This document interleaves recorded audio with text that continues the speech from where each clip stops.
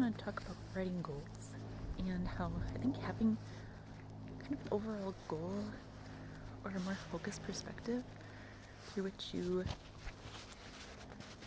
write your stories can really just make it more powerful and leave a stronger impact with readers. So in spring of 2017, I finished my creative writing degree, and I just felt like very excited. Like I thought I was just going to jump right into writing and spend a lot of time writing and just get out there into the world of writing, because I just spent a lot of time learning with these amazing creative thinkers and writers, both as other students in my grad program and as the professors, instructors of those program classes. And I just felt proud of my thesis, and I had gotten some of my flash published in literary magazines, and I just felt like ready to go. Of course, right? Life always throws us curveballs, and we moved. I had my oldest son was my only son at that time. He was 3.5, I think 3.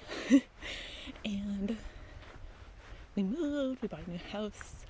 I got pregnant again. I got a second teaching job. I'm at a university on top of my main full-time teaching job. And my husband's work was really busy. And so then we had a new baby along with our young son. And then I got pregnant again shortly after that. And so it just was like such a busy time. And I think like I did some writing here and there, but it just wasn't able to be a focus in my life at that time. In 2018, 2019, just a lot of chaos. It was good times, but just so busy. And a lot of work too, with the 2 jobs and everything. And then at the end of 2019, I got my cancer diagnosis out of nowhere when I was 8 months pregnant with my 3rd child. And I guess in 2020, in the spring of 2020, of course, as we all know, the world sort of just ground to a stop there with the pandemic.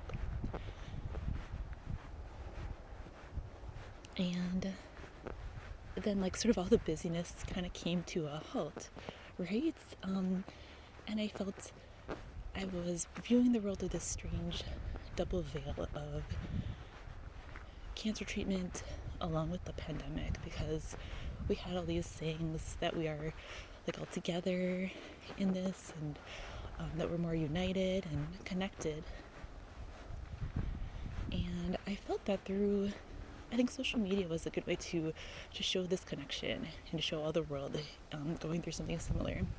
But at the same time, I was going to chemotherapy, and I was the only one there pretty much because everyone else was kind of exiled from the hospital settings, and they had a shorter staff because in the Midwest we didn't really have many cases at that time, and they let go of a lot of workers, and they closed down a lot of things at clinics and hospitals. So I was just all alone at the same time, physically, with no visitors allowed and everything. So it was sort of through that weird paradox of feeling so separated from people, yet also feeling connected, that I think I developed just a stronger desire to reach people with my writing, and just to have it be something more important or inspiring, like have kind of like a passion or like a message behind my writing, I guess.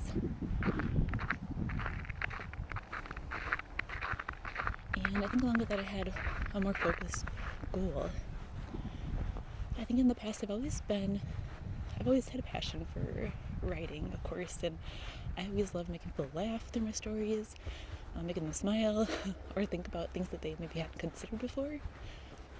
But one thing that I think has always been true in my stories is sometimes I maybe make, especially my flash, maybe like a little too vague, or maybe like I'm trying to relate to too many people, and through that more vague wording or not as specific focus.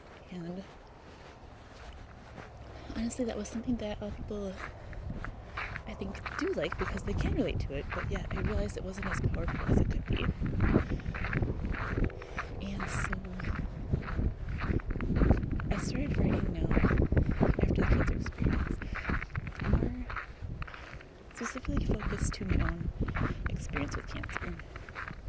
And through this lens that I had now been immersed in and viewed the world through, because it's what I had lived through.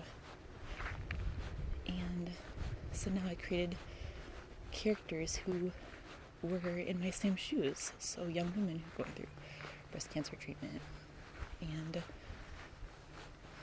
I know that in a way that perspective is a bit of a niche, because really they're like the average age of cancer diagnosis is the upper 60s, so there's really not that many people who, like me, are half the age that you really should be when you're just randomly diagnosed with cancer for no reason.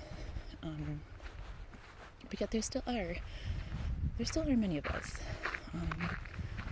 women in our 20s, 30s, maybe 40s, just hit by this diagnosis out of the blue. And we have to still live with that and go through this new sort of perspective on life, and that kind of just totally upends a lot of elements of our life.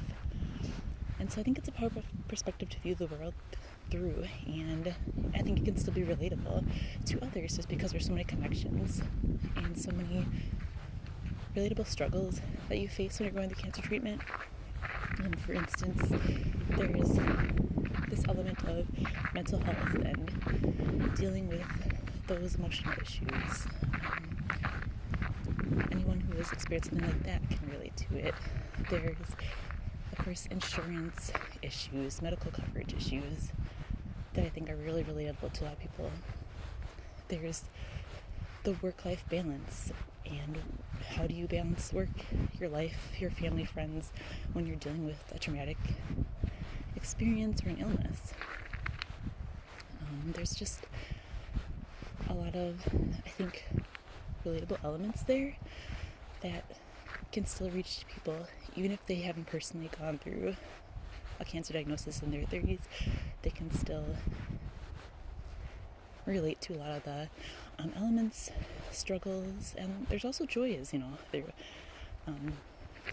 treatment and through living on after hearing that you have cancer, so there's still positivity and humor. Honestly, some cancer survivors are like the funniest people I know, so there's just so much there that can be relatable. And so I think those are just